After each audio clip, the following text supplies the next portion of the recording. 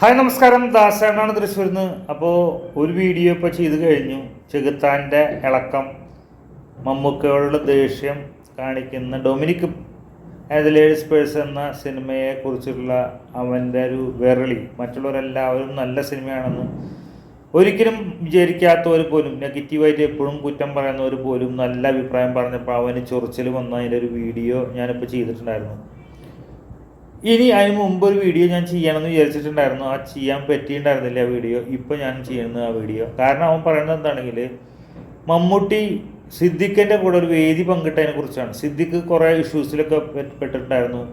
ആ ഇഷ്യൂസൊക്കെ മറന്നുകൊണ്ട് മമ്മൂട്ടി സിദ്ദിഖിനെ സ്റ്റേജിൽ കയറ്റിയിരുത്തി സംസാരിച്ചു. നാണമുണ്ടോ മമ്മൂട്ടി, നിനക്ക് ചത്തൂടാ എന്നൊക്കെ പറഞ്ഞിട്ട് വളരെ മോശപ്പെട്ട രീതിയിലാണ് മമ്മൂക്കയെ താറടിച്ച് പറയുന്നത്. വളരെ മോശം. ഇങ്ങനൊരാളും ജീവിതത്തിൽ പറഞ്ഞിട്ടുണ്ടാവില്ല. അത്രമാത്രം മോശത്തിലാണ്.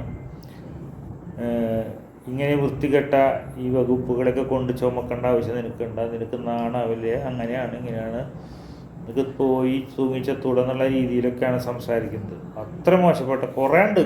പറയുകയാണെങ്കിൽ കുറേ പറയുന്നുണ്ട്. ഞാനത് പറയാൻ നിൽക്കുന്നില്ല. എന്തായാലും നിങ്ങൾ ആ വീഡിയോ കാണുക. അവനുള്ള മറുപടി നിങ്ങൾ തന്നെ കൊടുക്കുക. അപ്പോൾ പലരും ഇതിൻ്റെ ഈ വീഡിയോയിൽ, അവൻ്റെ വീഡിയോയിൽ താഴെ വന്ന് പറഞ്ഞിട്ടുണ്ടായിരുന്നു.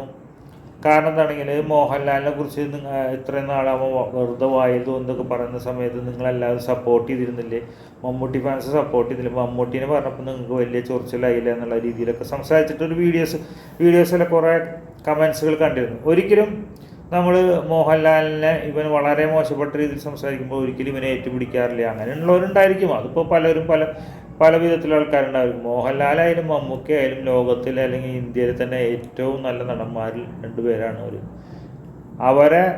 അവരെ ഒരിക്കലും നമ്മൾ കാര്യമായിട്ട് കുറ്റം പറയാറില്ല. കാരണം അവരെ സിനിമകൾ പരാജയപ്പെട്ട് കഴിഞ്ഞാൽ നമ്മൾ പരമാവധി പറയുക അവർ ശ്രദ്ധിക്കാൻ പറ്റിയില്ല, അവർക്ക് ശ്രദ്ധിച്ചില്ല അവർ, അല്ലെങ്കിൽ ഈ നല്ല സിനിമകൾ ചെയ്യണം. അല്ലാതെ അവർ മോശം നടന്മാരാണെന്നോ അവരെ വ്യക്തിപരമായിട്ടും നമ്മൾ കുറ്റം പറയാറില്ല.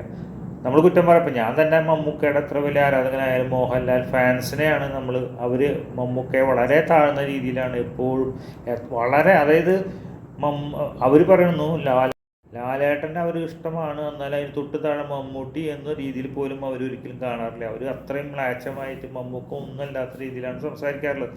അതുകൊണ്ട് മാത്രമാണ് നമ്മളങ്ങനെ പറയാറുള്ളത്. പക്ഷേ ഇവൻ ഈ പറഞ്ഞത് നമുക്ക് ഒരിക്കലും സഹിക്കാൻ പറ്റാത്തതാണ്.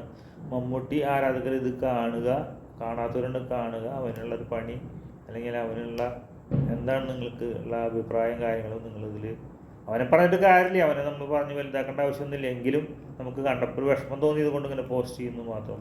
എന്തായാലും വീഡിയോ കാണുക. അതെ, നമ്മളിപ്പോൾ ഒരു പ്രത്യേക സാഹചര്യം, അതായത് ഒരു കേസ് വരികയാണ്, ഒരാൾക്കെതിരെ ഒരു പരാതി കിട്ടുവാണ്.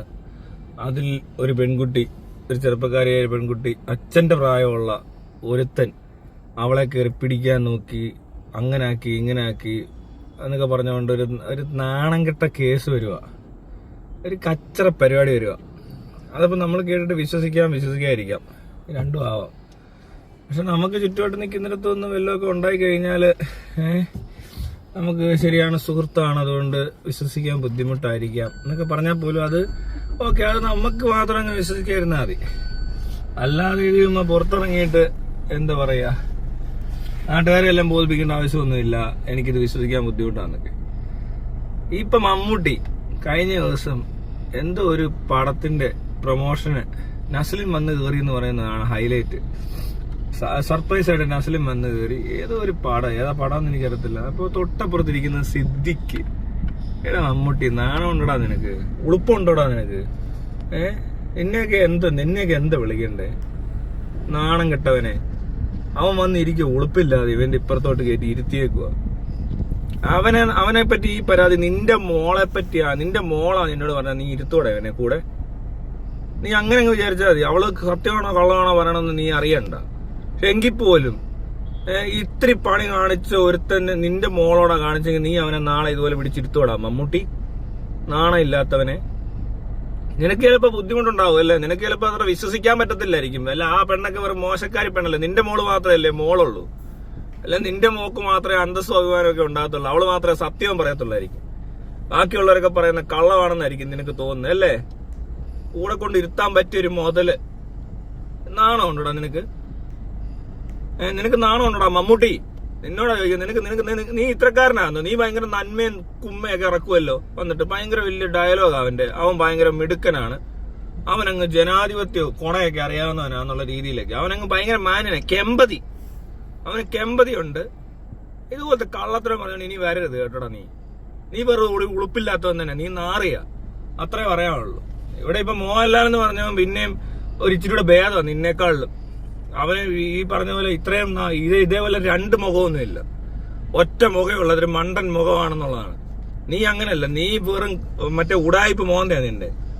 നീ ഈ ഡയലോഗ് എല്ലാം അടിച്ചിട്ട് നീ പിറ്റേ ദിവസം ഇവന്റെ കൂടെ ഇരുന്നുകൊണ്ട് അങ്ങ് രസിക്കുവാണല്ലോ. കയറി സ്റ്റേജിലൊക്കെ വന്നങ്ങ് ഇരിക്കുക. ഇവനെ ഒന്നും അടുപ്പിക്കാൻ കൊള്ളത്തില്ല, മനസ്സിലായോ?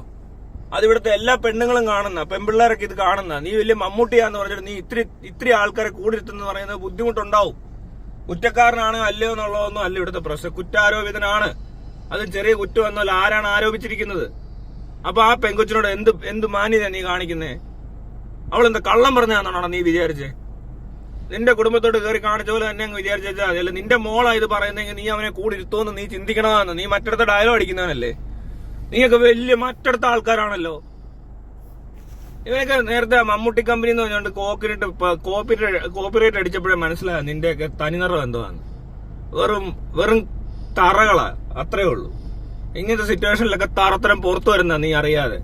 പിന്നെ കുഷണ്ടി തടിയെന്നൊന്നും വിളിച്ചത് വലിയ കാര്യമൊന്നുമില്ല. പക്ഷെ ഇതൊക്കെ ഉണ്ടല്ലോ, ഇതൊക്കെ ചീപ്പാ, 3rd rate പരിപാടികളാണ് കാണിച്ചോണ്ടിരിക്കുന്നത്.